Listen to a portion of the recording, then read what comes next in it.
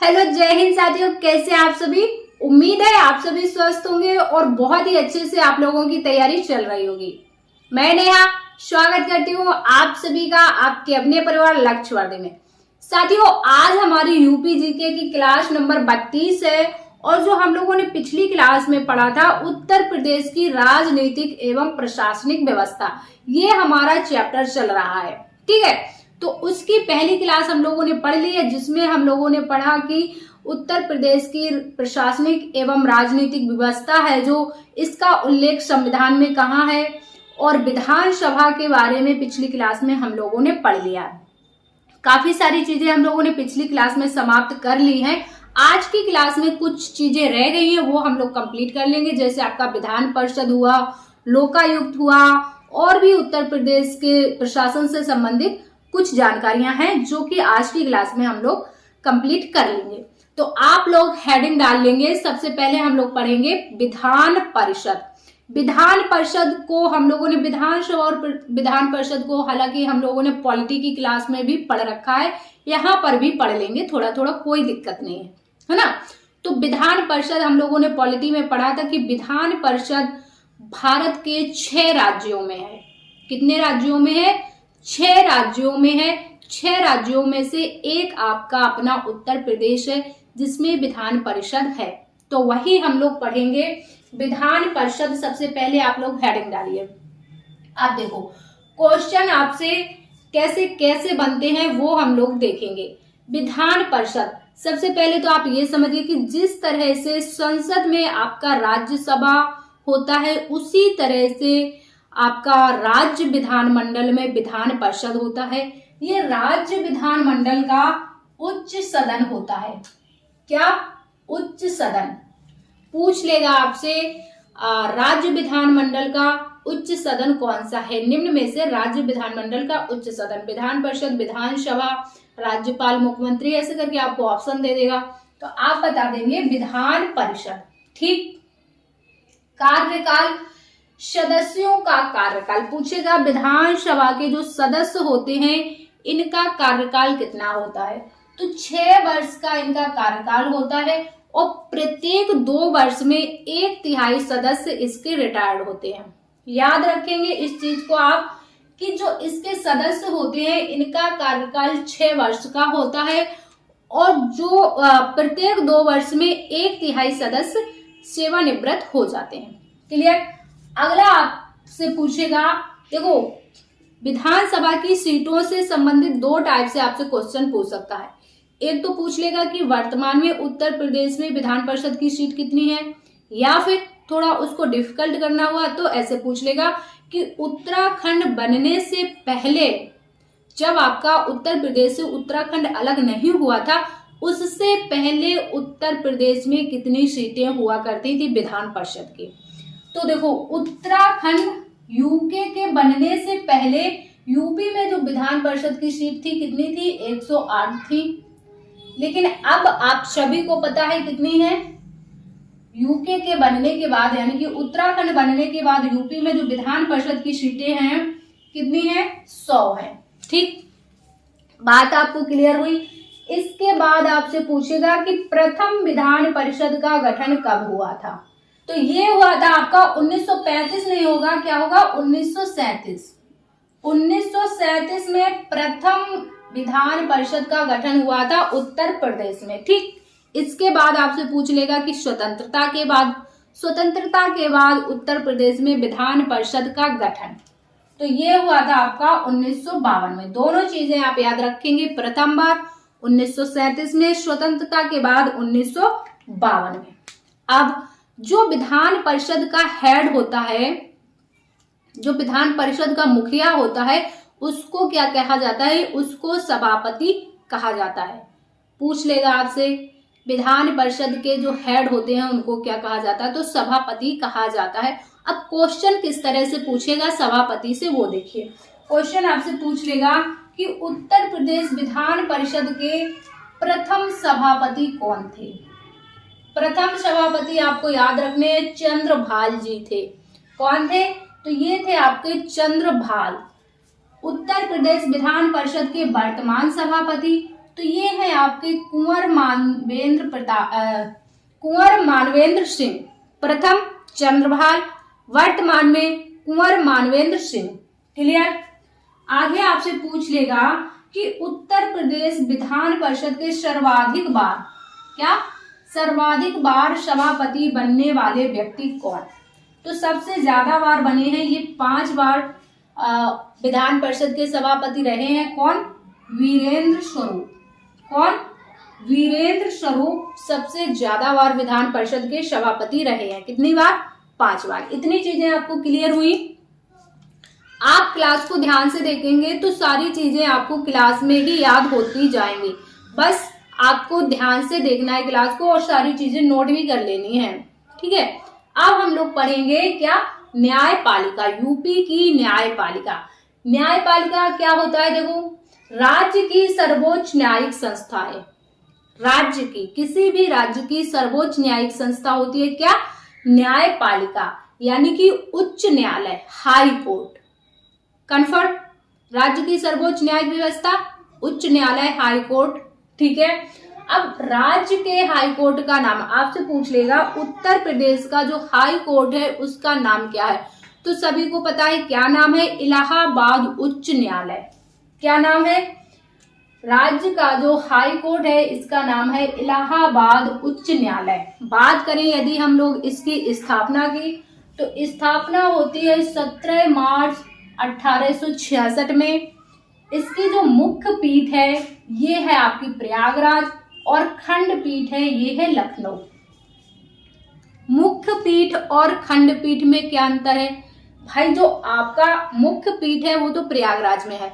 अब जैसे जो लोग पश्चिम के हैं उन्हें हाई कोर्ट में काम है, जैसे जो लोग मेरठ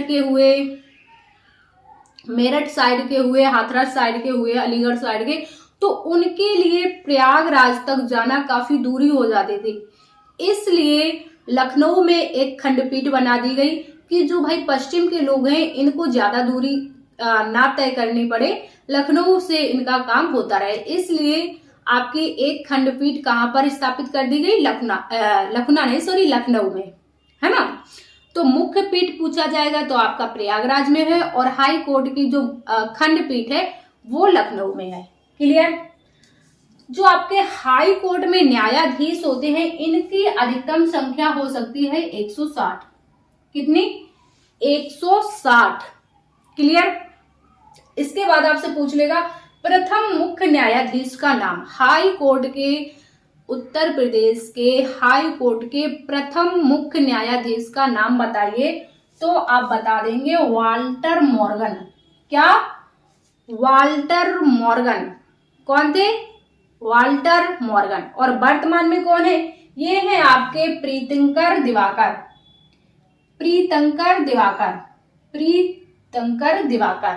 क्लियर।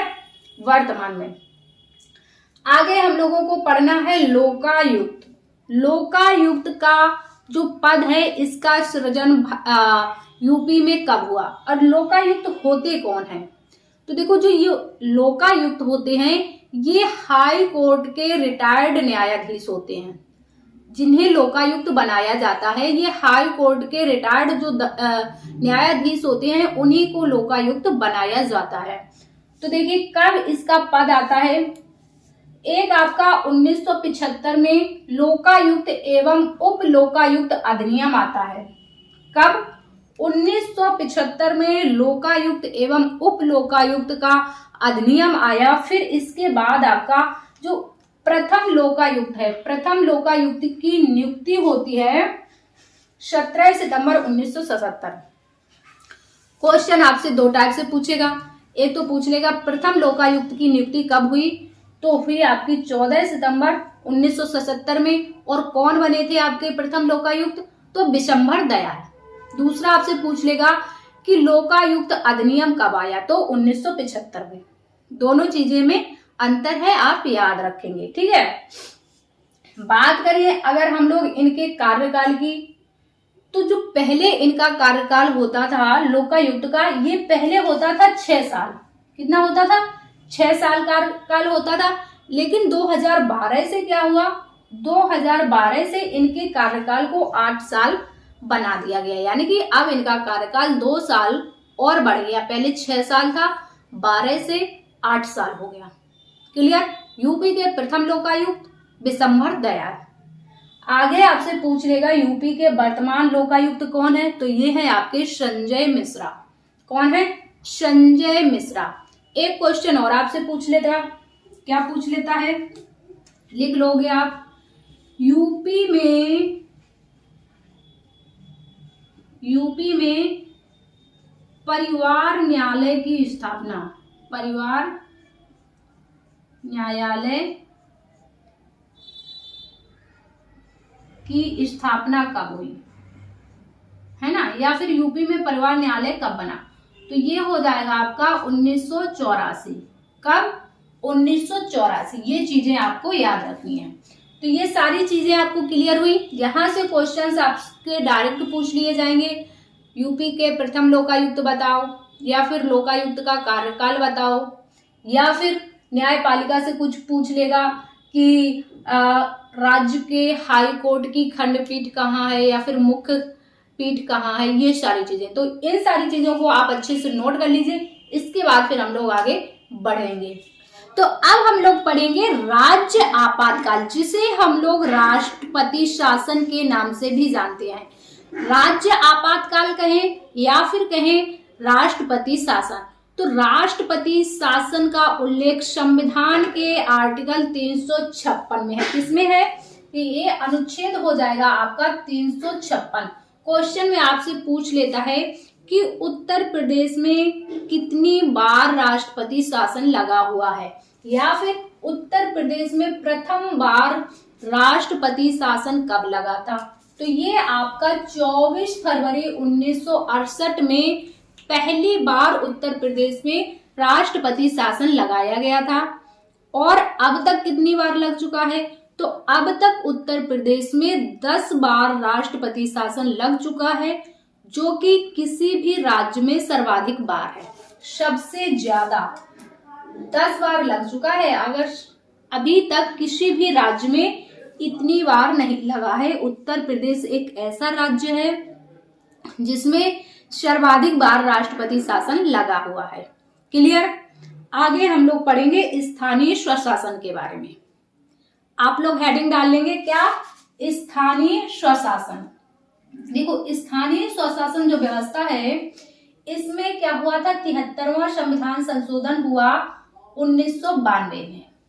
73वां संविधान संशोधन 1992 में होता है, जिसके तहत आपके 11वीं अनुसूची जोड़ी जाती है, जो कि नगर निकाय से पंचायत राज से संबंधित होती है। नगर निकाय तो आपकी 12वीं अनुसूची है, जो कि 74वां संविधान संशोधन है ना। 73वां संविधान संशोधन हुआ 1992 में। पंचायती राज्य को संवैधानिक दर्जा दिया गया। पंचायती राज को क्या हुआ? संवैधानिक दर्जा दिया गया। पंचायती राज व्यवस्था को, पंचायत राज्य को 11वीं अनुसूची, यानी कि ग्रामीण जो क्षेत्र होता है, पंचायत राज्य को 11वीं अनुसूची में जोड़ा गया, संवैधानिक दर्जा दिया गया। क्लियर। पंचायती राज्य के कितने स्तर होते हैं आपसे पूछ लेगा। स्तर होते हैं इसके 3।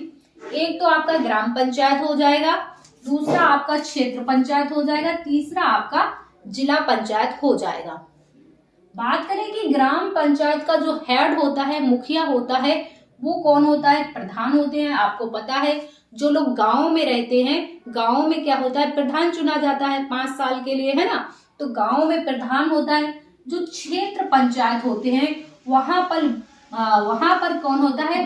ब्लॉक प्रमुख होता है। क्षेत्र पंचायत में ब्लॉक प्रमुख होता है, और जिला पंचायत में आपके अध्यक्ष होते हैं, जिला अध्यक्ष। समझ गए।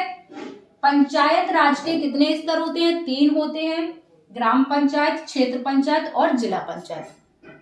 इसके बाद आपका 74वां संविधान संशोधन हुआ 1992 में। इसके तहत नगर निकाय को संवैधानिक दर्जा दिया गया। 73वें संविधान संशोधन से पंचायती राज, 74वां संविधान संशोधन से नगर निकाय। क्लियर। नगर निकाय के भी 3 स्तर हैं। एक तो आपका नगर पंचायत है, कौन सा? एक आपका नगर पंचायत है जिसका जो हेड होता है, मुखिया होता है। नगर पंचायत का कौन होता है? अध्यक्ष होता है। यूपी में आपसे पूछ लेगा कितनी नगर पंचायत है, तो 490 नगर पंचायत है ना।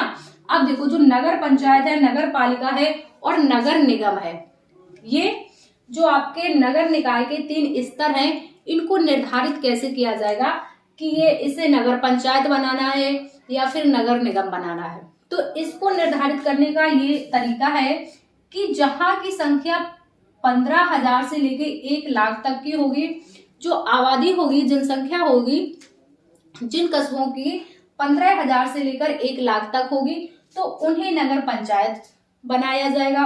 और नगर पंचायत का जो हेड होगा, मुखिया होगा, वो अध्यक्ष होगा। उत्तर प्रदेश में नगर पंचायत कितनी है? 490 है। क्लियर? इसके बाद नगर पालिका का होता है। नगर पालिका का जो हेड होता है, ये होता है मेयर। मेयर सुने होंगे, है ना। नगर पालिका का जो हेड होता है, मेयर होता है। और यूपी में जो नगर पालिका की संख्या है, कितनी है? 200। ये आंकड़े आप लोग याद रखेंगे, एग्जाम में कभी ज्यादा टफ करना होता है तो पूछ लेता है। तो 200 यूपी में नगर पालिका है। अब जिन शहरों की संख्या 1 लाख से 5 लाख होती है, कितनी? 1 लाख से लेकर 5 लाख तक होती है, तो उन्हें नगर पालिका बनाया जाता है। 15,000 से 1 लाख नगर पंचायत, और 1 लाख से ऊपर 5 लाख तक तो नगर पालिका, और 5 लाख से जो ऊपर होते हैं उन्हें नगर निगम बनाया जाता है। नगर निगम का जो मुखिया होता है उसे महापौर कहा जाता है। यूपी में 17, कितने? 17 नगर निगम। पूछ लेगा आपसे यूपी में नगर निगम की संख्या कितनी है, कितने नगर निगम है, तो आप बता देंगे 17 हैं।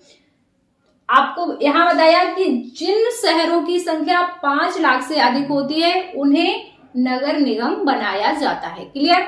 अब हम लोग पढ़ेंगे एनसीआर यानी कि राष्ट्रीय राजधानी क्षेत्र में उत्तर प्रदेश के शामिल जिले। तो आप सभी को पता है कि उत्तर प्रदेश के 8 जिले शामिल हैं। कितने?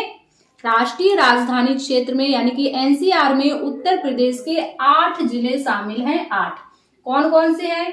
आपका बागपत, गाजियाबाद, गौतम बुद्ध नगर, बुलंदशहर, हापुड़, मेरठ, मुजफ्फरनगर और शामली। हो गए 8।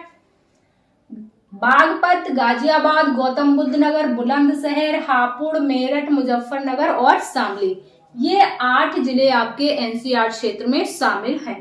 क्लियर? अब कभी आपसे पूछ ले कि एनसीआर क्षेत्र में प्रस्तावित जिले उत्तर प्रदेश के ऐसे कौन से जिले हैं जो एनसीआर क्षेत्र में शामिल होने के लिए प्रस्तावित हैं, तो वो 4 जिले हैं आपके। कौन कौन से? एक तो आपका मथुरा, अलीगढ़, हाथरस और सहारनपुर, ये 4 जिले हैं अभी प्रस्तावित हैं कि भाई हमें एनसीआर क्षेत्र में शामिल कर लो। तो देखो क्या होता है ना। अभी ये प्रस्तावित हैं, अभी शामिल नहीं हुए हैं। क्लियर? अब हम लोग पढ़ लेंगे यूपी के योजनाबद्ध नगर। योजनाबद्ध का क्या मतलब है? ऐसे शहर जो किसी ना किसी योजना के तहत बसाए गए हैं। उत्तर प्रदेश के ऐसे शहर जो किसी ना किसी योजना के तहत बसाए गए हैं, तो कौन कौन से हैं? एक तो आपका नोएडा है, दूसरा आपका ग्रेटर नोएडा है, तीसरा आपका न्यू कानपुर सिटी है। ये तीनों शहर उत्तर प्रदेश के योजनाबद्ध नगर है। ये किसी न किसी योजना के तहत बसाए हुए शहर हैं। क्लियर? अब बात कर ले हम लोग उत्तर प्रदेश की राजकीय भाषा की। तो आप सभी को पता है कि उत्तर प्रदेश की 2 राजकीय भाषाएं हैं। पहली तो आपकी हिंदी है, पहली राजभाषा हिंदी है जिसकी देवनागरी लिपि क्या होगी? देवनागरी होगी। और पहली जो आपकी हिंदी राजभाषा है, जो हिंदी आपकी राजभाषा है उत्तर प्रदेश की, इसे कब अपनाया गया था? तो इसे 8 अक्टूबर 1947 को अपनाया गया था, हिंदी को उत्तर प्रदेश की राजकीय भाषा के रूप में। क्लियर? और दूसरी जो है आपकी उर्दू है, जो कि 1989 में दूसरी उर्दू राजभाषा बनाई गई। कब? 1989 में। क्लियर? तो इतनी सारी चीजें आपको क्लियर हो गई हैं, इनको आप नोट कर लीजिए। फिर आगे हम लोग थोड़ा और बचा है क्या? उत्तर प्रदेश के कुछ प्रतीक चिन्ह पढ़ लेते हैं। हालांकि हम लोग पहले पढ़ चुके हैं, लेकिन ये सारी चीजें भी हम लोगों ने शुरुआती क्लासों में कर ली थी, है ना। जैसे कि एनसीईआरटी क्षेत्र, ये क्लासें, ये चीजें हम लोगों ने शुरुआत की क्लास में कर ली थी, लेकिन कोई बात नहीं, आप लोग इनको नोट कीजिए। उत्तर प्रदेश के प्रतीक चिन्ह और हैं, उनको भी पढ़ लेते हैं फटाफट से। तो आप लोग हेडिंग डाल लेंगे उत्तर प्रदेश के प्रतीक चिन्ह, उत्तर प्रदेश के प्रतीक चिन्ह। अब आप लोग फटाफट बताइए। पहले तो आपको बताना है राजकीय पुष्प, बता दीजिए। राजकीय पुष्प बताएंगे, राजकीय पशु बता देंगे, राजकीय पक्षी बताइए, जल्दी जल्दी से बताइए। राजकीय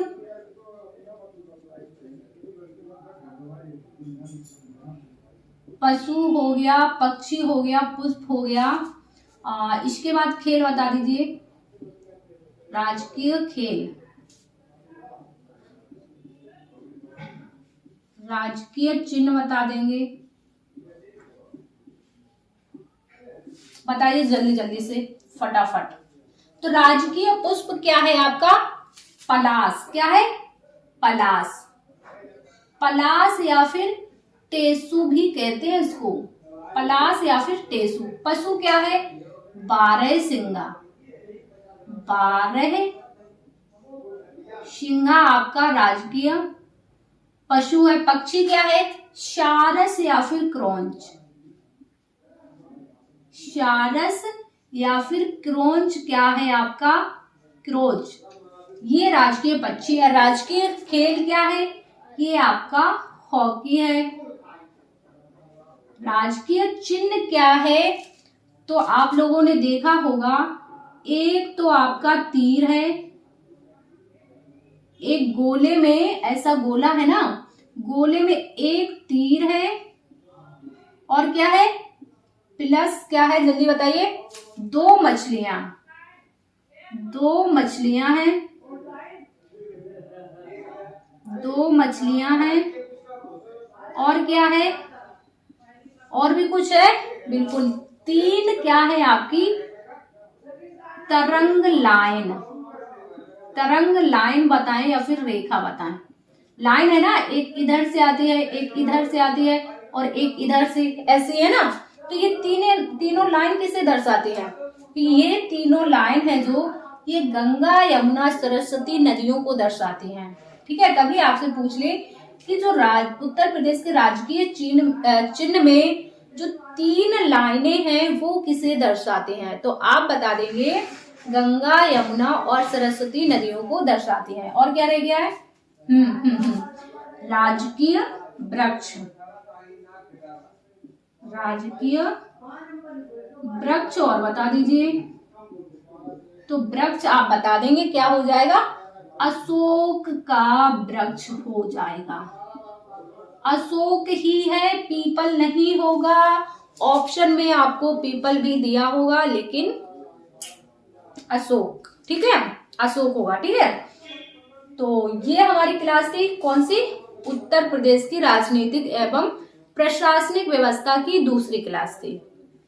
पहली क्लास हम लोगों ने पढ़ ली थी, तो आज की क्लास में सारी चीजें कंप्लीट हो गई हैं।